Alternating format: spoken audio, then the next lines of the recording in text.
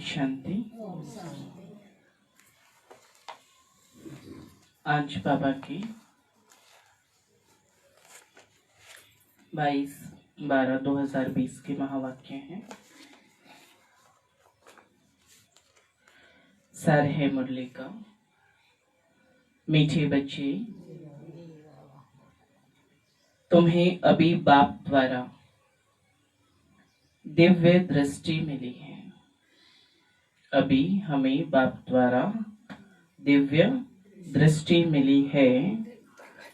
उस दिव्य दृष्टि से ही तुम आत्मा और परमात्मा को देख सकते हो, क्योंकि आत्मा और परमात्मा को देखने के लिए बाबा ने हमें दिव्य दृष्टि दी है। इसी के द्वारा ही हम आत्मा और परमात्मा को देख सकते हैं। प्रश्न है, ड्रामा के किस राज को समझने वाले कौन सी राय किसी को भी नहीं देंगे? क्या बाबा ने प्रश्न पूछा?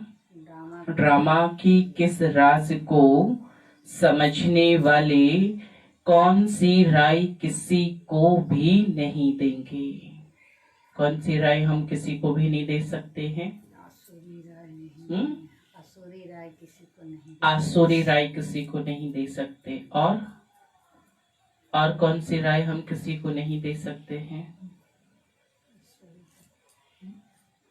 देखो बाबा उत्तर में कहते हैं, जो समझते हैं कि ड्रामा में जो कुछ पास्ट हो गया वह फिर से एक्यूरेट रिपीट होगा, वह कभी किसी को भक्ति छोड़ने की राय नहीं देंगे। देखा बाबा ने क्या कहा? हम किसी को भी भक्ति छोड़ने की राय नहीं दे सकते। उसका जब तक ड्रामा में पार्ट है तब तक वो प्ले करेगा, वो बजाएगा। जब वो ड्रामा से उसका पार्ट खत्म, ऑटोमेटिकली बंद हो जाएगा। हमें किसी को कहने की आवश्यकता नहीं है। जब उनकी बुद्धि में ज्ञान अच्छी रीति बैठ जाएगा, समझेंगे हम आत्मा हैं। जब ये बात उनकी बुद्धि में बैठ जाएगा, जब वह समझेंगे कि हम आत्मा हैं, हमें बेहद के बाप से वर्षा लेना है। जब बेहद के बाप की पहचान हो जाएगी तो हद की बातें स्वतः खत्म हो जाएगी। जो बेहद के बाप को जानते नहीं है, इसलिए अभी भी हद के पीछे है। और जिस दिन बेहद के बाप को जान गए, उस दिन हद की सारी बातें समाप्त हो जाएगी। ओम शांति। अपनी आत्मा के स्वधर्म में बैठे हो? बाबा पूछ रहे हैं, क्या सभी आत्मा के स्वधर्म में बैठे हो? रूहानी बाप रूहानी बच्चों से पूछते हैं, क्योंकि यह तो बच्चे जानते हैं एक ही बेहद का बाप है, जिसको रूह कहते, आत्मा कहते हैं। सिर्फ उनको सुप्रीम कहा जाता है, उनको भी आत्मा कहते, लेकिन उनके आत्मा के आगे एक शब्द कौन सा जुड़ा? सुप्रीम। ऊंचे ते ऊंचा। सुप्रीम रूह या परम आत्मा कहते हैं। परमात्मा है जरूर, परमात्मा है जरूर। ऐसे नहीं कहेंगे कि परमात्मा है ही नहीं। ऐसे कह सकते हैं? नहीं कह सकते। परमात्मा माना परमात्मा, यह भी समझाया गया है। मूंझना नहीं चाहिए, क्योंकि 5000 वर्ष पहले भी यह ज्ञान तुमने सुना था। आज से 5000 वर्ष पहले भी हमने यह ज्ञान सुना था। आत्मा ही सुनती है ना। आत्मा बहुत छोटी सूक्ष्म है। इतना है जो इन आंखों से देखा नहीं जाता। आत्मा इतनी सूक्ष्म है जो बाबा कहते हैं शरीर की आंखों से देखा नहीं जाता। ऐसा कोई मनुष्य नहीं होगा जिसने आत्मा को इन आंखों से देखा होगा। बाबा क्या कहते हैं, ऐसा कोई मनुष्य नहीं होगा जो इन आंखों से आत्मा को देखा होगा। देखने में आती है परंतु दिव्य दृष्टि से। देखने में आती है लेकिन कैसे? दिव्य दृष्टि से। सो भी ड्रामा प्लान अनुसार। अच्छा, समझो कोई को आत्मा का साक्षात्कार होता है जैसे और चीज देखने में आती है। अब भक्ति मार्ग में भी कुछ साक्षात्कार होता है तो इन आंखों से ही ना, भक्ति में भी साक्षात्कार होता है तो इन आंखों से ही देखते हैं ना। वह दिव्य दृष्टि मिलती है जिससे चैतन्य में देखते हो, जिससे हम चैतन्य में, जब दिव्य दृष्टि मिल जाती है तो उससे हम चैतन्य में देखते हैं। आत्मा को ज्ञान चक्षु मिलती है जिससे देख सकते हैं, परंतु ध्यान में देख सकते हैं, परंतु कैसे? ध्यान में। अब भक्ति मार्ग में बहुत भक्ति करते हैं तब साक्षात्कार होता है। भक्ति का साक्षात्कार ऐसे नहीं होता, उसके लिए कितनी मेहनत करनी पड़ती है। हाँ, तो बाबा कहते जैसे मीरा को साक्षात्कार हुआ, डांस करती थी ना, वैकुंठ तो था नहीं, 500-600 वर्ष हुए होंगे, उस समय वैकुंठ था थोड़ी ही जब मीरा को साक्षात्कार हुआ था। जो पास्ट हो गया वह दिव्य दृष्टि से देखा जाता है। आज हम भी देखो, अभी तो नई दुनिया में हम 5000 वर्ष पहले गए थे ना, फिर भी आज जब हम योग में बैठते तो क्या करते हैं? दिव्य दृष्टि के द्वारा ही उसे इमर्ज करते हैं, देखते हैं। माना पास्ट को हम देखते हैं किसके द्वारा? दिव्य दृष्टि के द्वारा। जब बहुत भक्ति करते करते एकदम भक्ति में हो जाते हैं तब दीदार होता है, परंतु उससे मुक्ति नहीं मिलती है। भक्ति करते करते यदि किसी को साक्षात्कार हो जाए, दीदार हो जाए, लेकिन बाबा कहते साक्षात्कार होने से किसी को मुक्ति नहीं मिलती है। वो तो बस साक्षात्कार किया, तुमने भक्ति की, उस भक्ति का तुम्हें भाड़ा मिल गया, बात बाकी साक्षात्कार से कोई मुझे मुक्ति प्राप्त नहीं होती है। मुक्ति, जीवन मुक्ति का रास्ता भक्ति से बिल्कुल न्यारा है। भारत में कितने ढेर मंदिर हैं, शिव का लिंग रखते हैं, बड़ा लिंग भी रखते हैं, छोटा भी रखते हैं, देखो भारत के अंदर। अब यह तो बच्चे जानते हैं जैसी आत्मा है वैसे परम पिता परमात्मा है। अब ये बच्चों को स्मृति आई ना, बाबा ने हमें स्मृति दिलाया कि बच्चे जैसी आत्मा है वैसे ही परमात्मा भी है।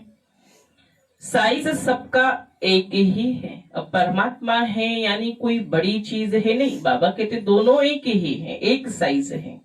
जैसे बाप वैसे बच्चे, आत्माएं सब भाई भाई हैं। आत्माएं इस शरीर में आती है पार्ट बचाने। यह समझने की बात है, यह कोई भक्ति मार्ग की दंत कथाएं नहीं है। भक्ति में तो हमने अनेक कथाएं सुनी परंतु उसको आचरण में नहीं लाया, इसलिए बाबा कहते भक्ति की कोई दंत कथाएं ये नहीं है। ज्ञान मार्ग की बातें सिर्फ एक ही बाप ही समझाते हैं और कोई समझा नहीं सकता है। पहले पहले समझाने वाला बेहद का बाप निराकार ही है। उसके लिए पूरी रीति कोई भी समझ नहीं सकते हैं। कहते हैं वह तो सर्वव्यापी है। तो परमात्मा के दुनिया में क्या बातें कही कि वह सर्वव्यापी है। यह कोई राइट नहीं है। भगवान को सर्वव्यापी कहना बाबा कहते थोड़ी सही किया, ये तो रॉन्ग है। बाप को पुकारते हैं, बहुत प्यार से बुलाते हैं, कहते हैं बाबा आप जब आएंगे तो आप पर हम वारी जाएंगे। ये हमने भगवान से वायदा किया था कि आप जब आएंगे हम आप पर वारी जाएंगे, मेरा तो आप दूसरा ना कोई। तो जरूर उनको याद करना पड़े ना। अब जब हमने उनसे वायदा किया है और वायदे मुहाफिक बाप आया है तो फिर तो हमें वो वायदा पूरा करना पड़े। हाँ, तो जरूर फिर उनको याद भी करना पड़े। वह खुद भी कहते हैं, हे बच्चों, आत्माओं से ही बात करते हैं, इसको रूहानी नॉलेज कहा जाता, गाया भी जाता है। आत्मा और परमात्मा अलग रहे बहुकाल, सुंदर मेला कर दिया जब सतगुरु मिला दलाल। तो यह भी हिसाब बताया है ना। बहुत काल से तुम आत्माएं अलग रहती हो, जो ही फिर इस समय बाप के पास आई हो, क्योंकि बिछड़े हुए थे ना हम भी, तो कहाँ पे बाप मिला? संगम पे मिला। ये बिछड़ी हुई आत्मा परमात्मा का मिलन कहाँ हुआ? इस संगम पर हुआ। फिर से अपना राजयोग सीखने, यह टीचर सर्वेंट है ना। देखो बाप शिव बाबा हमारा सर्वेंट बना, नौकर बना है। टीचर हमेशा ओबीडियंट सर्वेंट होते हैं, अर्थात आज्ञाकारी नौकर होते हैं कि बच्चे जो कहे वो बाप करता है। तो बाप भी कहते हैं हम तो सब बच्चों का सर्वेंट हूं। बाबा कहते हैं कि बाप भी कहते हैं तुम कितना हुज्जत से बुलाते हो, हे पतित पावन आकर हमको पावन बनाओ। सब है भक्तियां, कहते हैं हे भगवान आओ हमको फिर से पावन बनाओ। पावन दुनिया स्वर्ग को, पतित दुनिया नर्क को कहा जाता है। यह सब समझने की बातें हैं। यह कॉलेज अथवा गॉड फादरली वर्ल्ड यूनिवर्सिटी है। इसकी एम ऑब्जेक्ट है मनुष्य से देवता बनना। बच्चे निश्चय करते हैं हमको यह बनना है। क्या? मनुष्य से देवता बनना है। जिसको निश्चय ही नहीं होगा वह स्कूल में बैठेगा क्या? कल भी बाबा ने निश्चय के आधार पर कितना पक्का करवाया कि निश्चय करो तुम्हें कौन पढ़ाता है। होलीएस्ट ऑफ होली बाप। आज भी बाबा कहते बच्चे जिसको निश्चय नहीं होगा वह स्कूल में बैठेगा क्या? निश्चय है तब तो हम बाबा के पास रोज आते हैं ना। एम ऑब्जेक्ट तो बुद्धि में है, लक्ष्य तो बुद्धि में है, हमें क्या बनना है। हम बैरिस्टर व डॉक्टर बनेंगे तो पढ़ेंगे ना। निश्चय नहीं होगा तो आएंगे ही नहीं। तुमको निश्चय है हम मनुष्य से देवता, नर से नारायण बनते हैं। यह सच्ची सच्ची सत्य नारायण, नर से नारायण बनने की कथा है। बाबा जो हमें कथा सुनाते, ये कौन सी कथा है? ये सत्य नारायण बनने की कथा है। वास्तव में यह है पढ़ाई, परंतु इनको कथा क्यों कहते हैं? बाबा कहते वास्तव में इसे, ये तो पढ़ाई है ना, फिर इसे कथा क्यों कहते हैं? क्योंकि 5000 वर्ष पहले भी सुनी थी, तो उसको क्या कहेंगे फिर? कथा ही कहेंगे ना, क्योंकि ये पहले हो चुका है ना। 5000 वर्ष पहले भी ये कहानी हम सुन चुके हैं, पढ़ाई पढ़ चुके हैं, तो उसकी क्या होगी फिर? कथा बन गई। तो अभी क्या कहते, सत्यनारायण की कथा सुन रहे हैं। तो पास्ट हो गई, पास्ट को कथा कहा जाता है। यह है नर से नारायण बनने की शिक्षा। बच्चे दिल से समझते हैं नई दुनिया में देवताएं, पुरानी दुनिया में मनुष्य रहते हैं। देवताओं में जो गुण है वह मनुष्यों में नहीं है। जो देवताओं में गुण है वह मनुष्यों में नहीं है। इसके लिए उनको देवता कहा जाता है। मनुष्य देवताओं के आगे नमन करते हैं ना। आप सर्वगुण संपन्न हो, फिर अपने को कहते हम पापी नीच हैं, और देवताओं के लिए कहा आप सर्वगुण संपन्न हैं। मनुष्य ही कहते हैं। कौन कहते हैं ये बात? मनुष्य ही कहते हैं। देवताओं को तो नहीं कहेंगे ना। देवताएं थे सतयुग में, कलयुग में हो न सके। हाँ, बाबा के देवताएं थे सतयुग में, कलयुग में हो न सके। परंतु आजकल तो सबको श्री श्री कह देते ना। आज कलयुगी दुनिया में क्या है?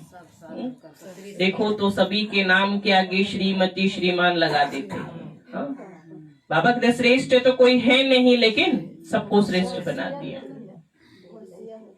तो श्री माना श्रेष्ठ। सर्वश्रेष्ठ तो भगवान ही बना सकता है। श्रेष्ठ देवता सतयुग में थे, यहाँ कोई भी अभी श्रेष्ठ नहीं है। इस समय कोई मनुष्य श्रेष्ठ है नहीं।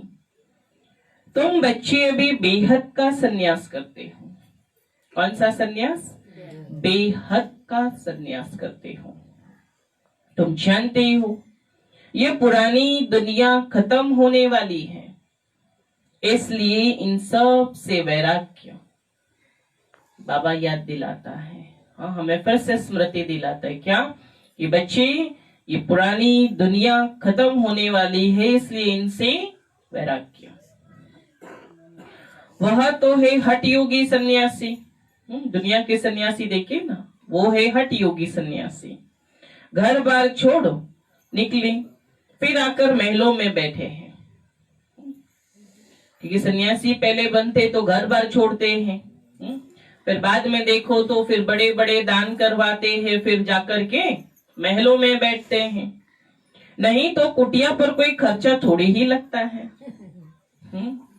कुटिया में कोई खर्चा है? कोई खर्चा नहीं है। लेकिन डायरेक्ट कुटिया, डायरेक्ट अगर महल मांगे तो फिर तो दिक्कत हो जाए ना, इसलिए पहले पहले जंगल भागते हैं। तो बाबा भी कहते नहीं तो कुटिया पर कोई खर्चा थोड़ी ही लगता है, कुछ भी नहीं है। एकांत के लिए कुटिया में बैठना होता है, न कि महलों में। इसलिए हमारे ब्रह्मा बाबा भी देखो, कितना भी बाबा का घर इतने अच्छे से अच्छा बना हुआ है, तो भी ब्रह्मा बाबा शिव बाबा को याद करने के लिए कहाँ भागता था? कुटिया में, झोपड़ी में। हाँ, क्यों? क्योंकि एकांत कहाँ मिलता है? कुटिया में। इसलिए बाबा का कमरा होते हुए भी ब्रह्मा बाबा झोपड़ी कुटिया में भागता था, क्योंकि वहां एकांत में वो शिव बाबा से बातें करता था। तो बाबा कहते हैं, बाबा की भी तो कुटिया बनी हुई है ना। अब कुटिया में सब सुख है। अभी तुम बच्चों को पुरुषार्थ कर मनुष्य से देवता बनना है। तुम जानते हो ड्रामा में जो कुछ पास्ट हो गया वो फिर से एक्यूरेट रिपीट होगा। जो ड्रामा में पास्ट हो गया है वो फिर से एक्यूरेट रिपीट होगा। इसलिए इसको भी ऐसी राय नहीं देनी कि भक्ति छोड़ो।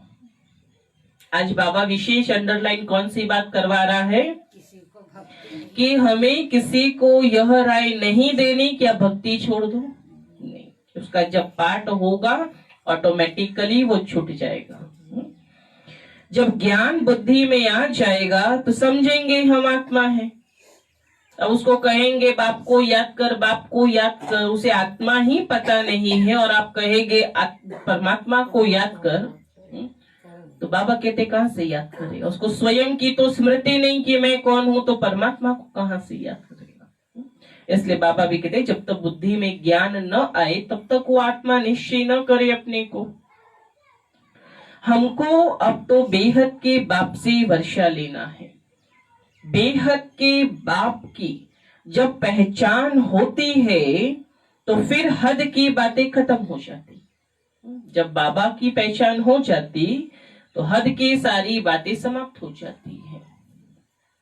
बाप कहते गृहस्थ व्यवहार में रहते सिर्फ बुद्धि का योग बाप से लगाना है। देखो बाबा क्या बातें कहता है, गृहस्थ व्यवहार में रहते अपने बुद्धि का योग बाप से लगाना है। शरीर निर्वाह के लिए कर्म भी करना है, शरीर को चलाने के लिए कर्म भी करना है। जैसे भक्ति में भी कोई कोई बहुत नौदा भक्ति करते हैं, नियम से रोज जाकर दर्शन करते हैं ना। देहधारियों के पास जाना वह सब है जिस्मानी यात्राएं। बाबा कहते देहधारियों के पास जाना माने नियम बनाते ना कि हमें रोज जाना है, तो बाबा कहते वह है जिस्मानी यात्राएं। भक्ति मार्ग में कितने धक्के खाने पड़ते हैं, ये तो सभी को अनुभव अच्छा हो गया। यहाँ कुछ भी धक्का नहीं खाना है। यहाँ कौन सी यात्रा है? यहाँ जिस्मानी यात्रा नहीं, यहाँ रूहानी यात्रा है। यहाँ कोई धक्का खाने की बात नहीं है। आते हैं तो समझाने के लिए बिठाया जाता है ना। अब दर्शन करने के लिए जाते हैं तो क्या होता है, कितना धक्का खाना पड़ता है। और बाबा कहते बाप के घर आए तो समझाने के लिए बिठाया जाता है कि कुछ ज्ञान समझो। बाकी याद के लिए कोई एक जगह बैठ नहीं जाना है, क्योंकि हम राजयोगी है ना। राजयोगी अर्थात चलते फिरते उठते बैठते हम परमात्मा को याद कर सकते, क्योंकि हमारी याद बुद्धि की याद है। हम शरीर से उसको एक हठ योगी बनकर के याद नहीं करते। हमारी याद बुद्धि की याद है, हमारी याद दिल की याद है। इसलिए बाबा कहते एक जगह बैठ भी नहीं जाना है। भक्ति मार्ग में कोई कृष्ण का भक्त होता है तो ऐसे ही नहीं चलते फिरते कृष्ण को याद नहीं कर सकते। इसलिए जो पढ़े लिखे मनुष्य होते हैं कहते कृष्ण का चित्र घर में रखा है, फिर तुम मंदिर में क्यों जाते हो? जब कृष्ण का चित्र घर में रखा है तो फिर मंदिर क्यों जाते हो? कृष्ण के चित्रों की पूजा तुम कहां भी करो, भावार्थ क्या है? उसे याद करने की है ना। कहीं भी उसको हम याद कर सकते हैं। अच्छा, चित्र न रखो, याद करते रहो। एक बार चीज देखी तो फिर वह याद आती रहती है ना। एक बार कोई चीज देख लो तो उसको बार बार आप सामने चित्र रख करके याद करो कि एक बार जिसको देख लिया वो हमेशा याद आता है। इसलिए बाबा ने भी क्या कहा था, अब देखो शिव बाबा ब्रह्मा के, और शिव बाबा को बहुत लोग ऐसे डायरेक्ट याद करते हैं। बाबा याद नहीं पड़ता है, सोचेंगे वो निराकार है, याद ही नहीं पड़ता। इसलिए बाबा ने भी कहीं ना कहीं हमें क्या कहा कि साकार में निराकार को देखो, उस ब्रह्मा के तन में तुम शिव बाबा को देखो, क्योंकि ये साकारी तन सभी को तुरंत याद पड़ेगा, निराकारी तुरंत याद नहीं पड़ेगा। तो ब्रह्मा के तन में तुम शिव बाबा को देखो। तो बाबा भी कहते जब एक बार हम कोई चित्र, अब देखो बाबा को ही हम देख लिए तो बार बार चित्र देखते हैं क्या? नहीं ना। जहां मन वहां तुरंत बाबा याद पड़ता है। तो बाबा भी कहते बच्चे तुमको भी यही, एक बार चीज देखी तो फिर वो याद रहती है। तुमको भी यही कहते हैं शिव बाबा, हमें भी यही बात कहते हैं। शिव बाबा को तुम घर बैठे याद नहीं कर सकते हो, यह तो है नई बात। शिव बाबा को कोई भी जानते नहीं, नाम रूप देश काल को जानते ही नहीं कि नाम क्या है, उनका रूप क्या है, उनका काल क्या है, उनका देश क्या है, ये किसी को पता ही नहीं है। और सीधा कह देते सर्वव्यापी है। सीधी बात क्या कह देते कि वह सर्वव्यापी कहाँ नहीं है। अब यही बात को बाबा स्पष्ट करना चाहता है कि जो भगवान के लिए कह दिया सर्वव्यापी, और अभी जो बाबा ने बात किया कि तुम कहीं पे भी याद कर सकते हो, तुम्हें वहां जाने की आवश्यकता नहीं, मंदिर जाने की भी आवश्यकता नहीं। जब घर पे तुम्हारे कृष्ण का फोटो है, बाबा का फोटो, तुम घर बैठे भी याद कर सकते हो। बोलने का भावार्थ कि परमात्मा की याद हर जगह समाहित है। जिसके लिए दुनिया में लोगों ने क्या कह दिया कि भगवान सर्वव्यापी है। सर्वव्यापी की बात नहीं, भगवान की याद हर जगह व्यापक है। ट्रेनों में जाओ तो बाबा याद पड़ेगा, रास्ते में जाओ तो बाबा याद। इसका मतलब ये कि उधर वो ट्रेन ही भगवान है, रास्ता ही भगवान है? नहीं, भगवान की याद हर जगह व्यापक। उसको जहां आप याद करोगे वहां याद आएगा वो। तो ये बात बाबा हमें स्पष्ट करवाते हैं। बाबा कहते आत्मा को परमात्मा तो नहीं कहा जाता ना। अब आत्मा परमात्मा नहीं हो सकता है। आत्मा को बाप की याद आती है, परंतु बाप को जानते नहीं तो समझाना पड़े 7 रोज, जिसके लिए बाबा ने कोर्स दिया है। फिर रेसकारी पॉइंट भी समझाई जाती है। बाप ज्ञान का सागर है ना, बाप ज्ञान का सागर है, उसके अंदर अथाह ज्ञान है। कितने समय से सुनते आई हो, क्योंकि नॉलेज है ना। कभी से ज्ञान सुन रहे हैं, कभी खत्म हुआ? नहीं हुआ। रोज नई नई बातें भगवान हमें सुनाते हैं। समझते हो हमको मनुष्य से देवता बनने की नॉलेज मिलती है। बाप कहते हैं तुमको नई नई गुह्य बातें सुनाते हैं। बाबा हमें कौन सी बातें सुनाता? गुह्य बातें, एकदम रमणीक बातें बाबा रोज हमें मुरली में सुनाता है। मुरली तुमको नहीं मिलती है तो तुम कितना चिल्लाते हो। देखो मुरली नहीं मिलती है तो होता है ना। और देखो लॉकडाउन के अंदर मुरली के लिए कितना हमें ये हुआ, मुरली नहीं आती थी। हाँ, तो कितना मन में लगता था ना। क्यों? क्योंकि हमें वो मुरली से प्यार है कि आज बाबा ने क्या कहा नहीं पता। तो इसलिए बाबा कहते फिर चिल्लाते हो। बाप कहते हैं तुम बाप को तो याद करो, मुरली पढ़ते हो फिर भी भूल जाते हो। क्या बाबा कह रहे? मुरली पढ़ते हैं फिर भी भूल जाते हैं। पहले तो यह याद करना है। क्या याद करना? मैं आत्मा हूं, इतनी छोटी बिंदी हूं। पहले ये स्मृति करना कि मैं कौन? मैं आत्मा इतनी छोटी बिंदी हूं। आत्मा को भी जानना है। कहते हैं इनकी आत्मा निकल दूसरे में प्रवेश किया। हम आत्मा ही जन्म लेते लेते अब पतित अपवित्र बने हैं। क्योंकि हम आत्मा ने कितने शरीर धारण किए ना, और अब क्या बन गए? अंत में अपवित्र बन गए।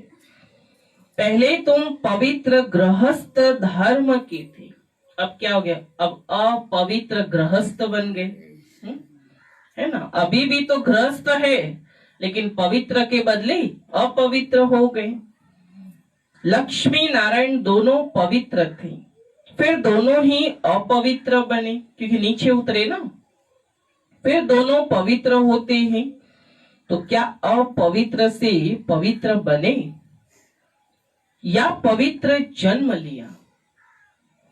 बाप बैठ समझाते हैं कैसे तुम पवित्र थे, फिर वाम मार्ग में जाने से अपवित्र बनते हो। जब वाम मार्ग में जाते, जब देवताएं भी जब सीढ़ी नीचे उतरने लगते, जब एक एक कला जब नीचे उतरते हैं, एक एक सीढ़ी जब नीचे उतरते, तो देवी देवताएं भी अपवित्र हो जाते हैं। जिसके लिए बाबा कहते हैं वाम मार्ग में जाते तो अपवित्र बन जाते हैं। पुजारी को अपवित्र, पूज्य को पवित्र कहेंगे ना। सारी वर्ल्ड की हिस्ट्री, ज्योग्राफी तुम्हारी बुद्धि में है। कौन कौन राज्य करते थे, कैसे उनको राज्य मिला, यह तुम जानते हो, और कोई नहीं जो जानता हो। ये बाबा कहते तुम जानते हो। तुम्हारे पास भी आगे यह नॉलेज रचता और रचना की आदि मध्य अंत की नहीं थी। हमारे पास भी ये ज्ञान पहले बाबा कहते नहीं था कि रचता कौन है, रचना कौन है। गोया नास्तिक थे, नहीं जानते थे। नास्तिक बनने से कितना दुखी बन जाते। अब तुम यहाँ आए हो ये देवता बनने, वहां कितने सुख होंगे। दैवी गुण भी यहाँ धारण करने हैं। प्रजापिता ब्रह्मा की औलाद भाई बहन ठहरे ना, क्योंकि हम प्रजापिता ब्रह्मा की औलाद हैं, तो हम सब कौन, भाई बहन ठहरे। क्रिमिनल दृष्टि जानी नहीं चाहिए, विकारी दृष्टि जानी नहीं चाहिए, इसमें है मेहनत। आंखें बड़ी क्रिमिनल है ना, सब अंगों से क्रिमिनल है आंखें, ये ज्यादा चलायमान है। आधा कल्प क्रिमिनल, आधा कल्प सिविल रहती है।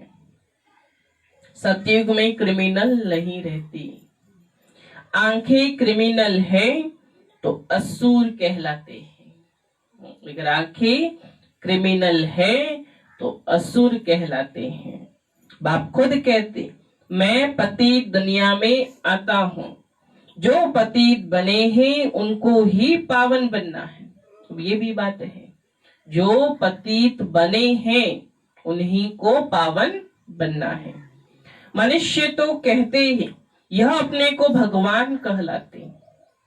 झाड़ में देखो एकदम तमो प्रधान दुनिया के अंत में खड़ा है, वही फिर तपस्या कर रहे हैं। कौन कौन अंत में खड़ा है? ब्रह्मा बाबा खड़ा है, फिर वही तपस्या भी कर रहे हैं।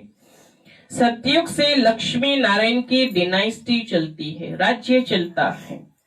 संवंत बिन लक्ष्मी नारायण से गिना जाएगा, इसलिए बाबा कहते लक्ष्मी नारायण का राज्य दिखाते हो तो लिखो इससे 1250 वर्ष के बाद त्रेता है।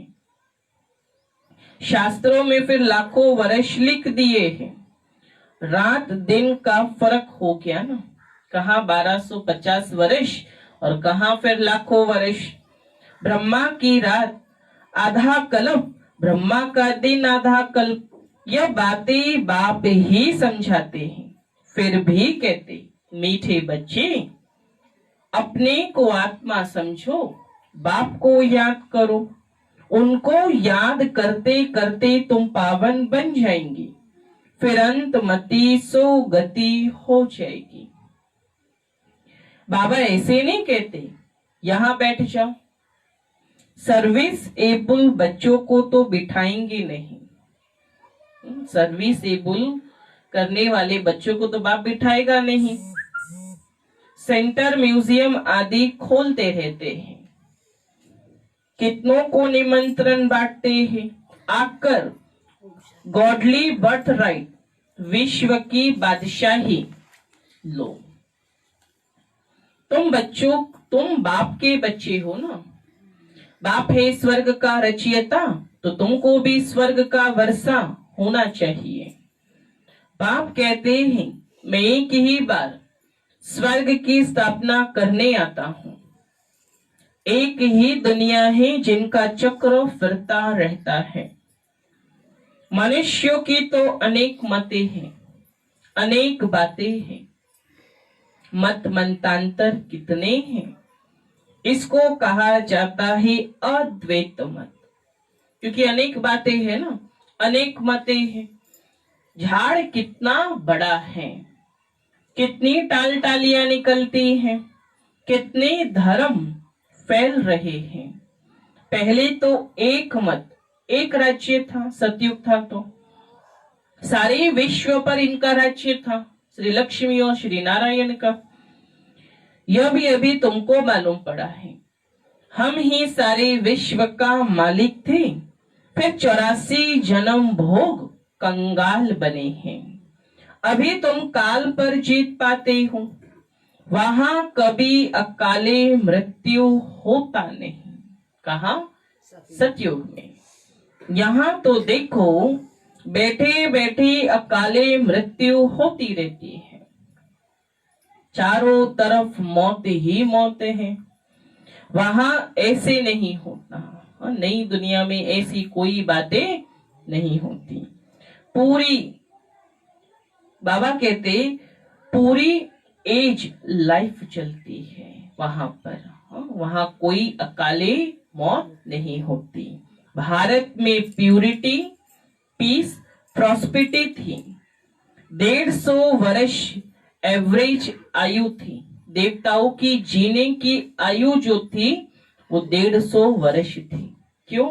क्योंकि वहां पे सुख, शांति, पवित्रता थी। इसलिए वहां पे देवताएं 150 वर्ष की आयु भोगते थे। अभी कितनी आयु रहती है?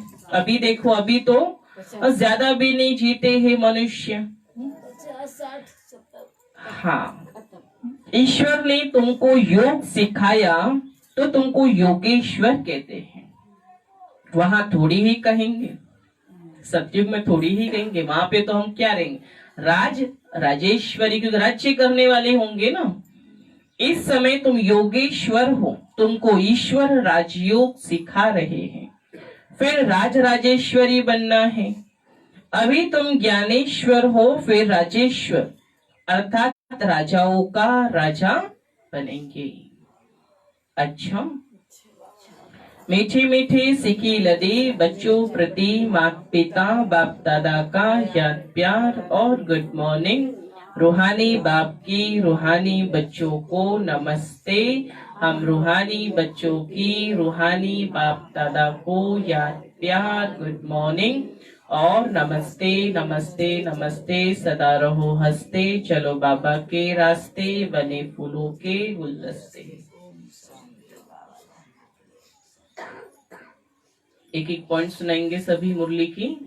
बाबा बोले कि दिव्य दृष्टि से बाबा को आत्मा परमात्मा को, हाँ, दिव्य दृष्टि से ही हम आत्मा को व परमात्मा को देख सकते हैं। एक बाबा दूसरा ना बाबा बोले, हमने वादा किया था ना कि आप जब आओगे तो हम आप पर बलिहार जाएंगे, इसलिए फिर एक बाप दूसरा ना कोई।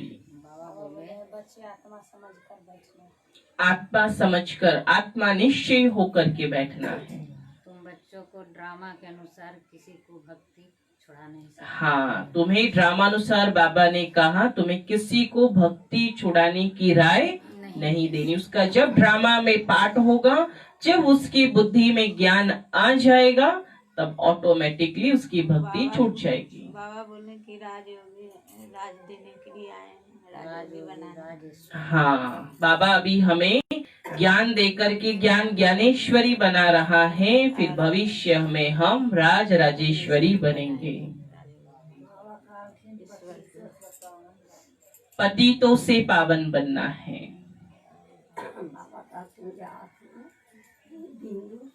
हाँ, ये आत्मा बहुत छोटी है ना, बिंदु है। बाबा कहते हैं कि आत्मा समझ के परम पिता को याद करना है। आत्मा समझ के परमात्मा को याद करना।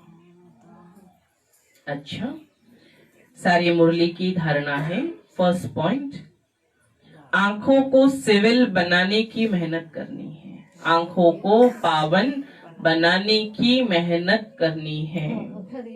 बुद्धि में सदा रहे हम प्रजापिता ब्रह्मा के बच्चे भाई बहन हैं। क्रिमिनल दृष्टि रख नहीं सकते। दूसरा, शरीर निर्वाहर अर्थ कर्म करते बुद्धि का योग एक बाप से लगाना है।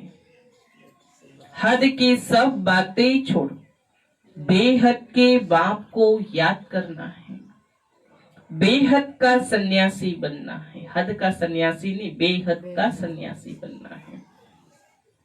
वरदान है, सदा अतीन्द्रिय सुख के झूले में झूलने वाले संगम युग की सर्व अलौकिक प्राप्तियों से संपन्न भव।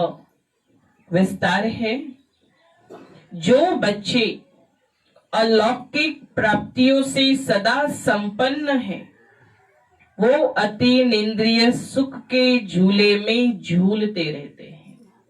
कौन बच्चे अतीन इंद्रिय सुख के झूले में झूलते रहेंगे? जिन्हें अलौकिक प्राप्तियों से प्राप्ति है। जैसे जो लाडले बच्चे होते हैं उनको झूले में झुलाते हैं ना, ऐसे सर्व प्राप्ति संपन्न ब्राह्मणों का झूला अतीन्द्रिय सुख का झूला है। ब्राह्मणों का बाबा कहते हैं जो झूला है, यह झूला अतीन्द्रिय सुख का झूला है। इसी झूले में सदा झूलते रहो। कभी भी देह अभिमान में नहीं आना। जो झूले से उतरकर धरती पर पांव रखते हैं वो मैले हो जाते, अर्थात जो देही अभिमानी से देह अभिमान में आ जाते, बाबा कहते वो मैले हो जाते हैं। ऊंचे ते ऊंचे बाप के स्वच्छ बच्चे सदा अतीन्द्रिय सुख के झूले में झूलते हैं। मिट्टी में पांव नहीं रख सकते। स्लोगन है, मैं त्यागी हूं, मैं त्यागी हूं। इस अभिमान का त्याग ही सच्चा त्याग है। क्या स्मृति रहे? मैं त्यागी हूं। क्योंकि कई बार कोई बातें ऐसी होती है जो हम सोचते हैं कि वो त्याग करे तो हम त्याग करें। नहीं, मैं त्यागी हूं। बाबा कहते मैं त्यागी हूं। इस अभिमान का त्याग ही सच्चा त्याग है। अच्छा, ओम शांति।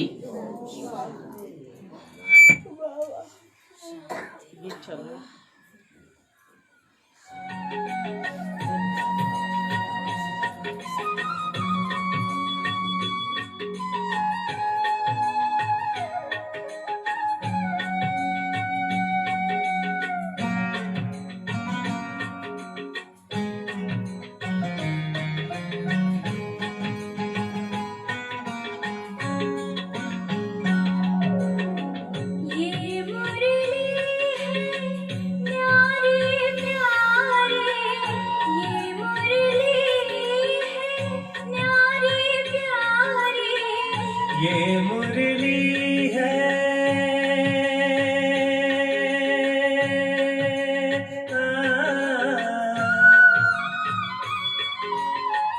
ये मुरली है न्यारी प्यारी, इसकी महिमा अनोखी,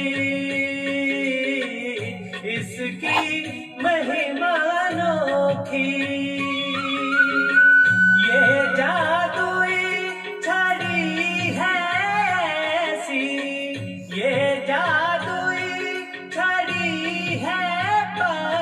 को पारस करने वाली, ओ बाबा तेरी मुरली बड़ी है निराली, ओ बाबा तेरी मुरली बड़ी है निराली।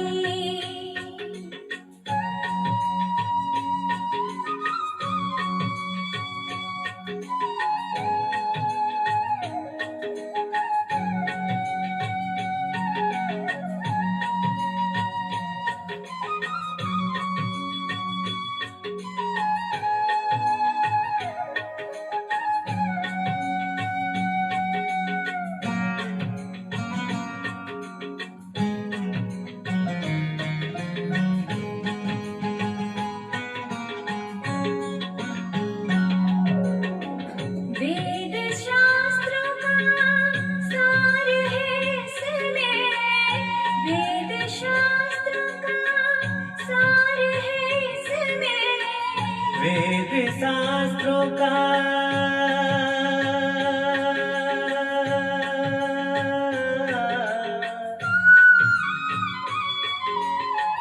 वेद शास्त्रों का सार है इसमें, सृष्टि चक्र का राज, सृष्टि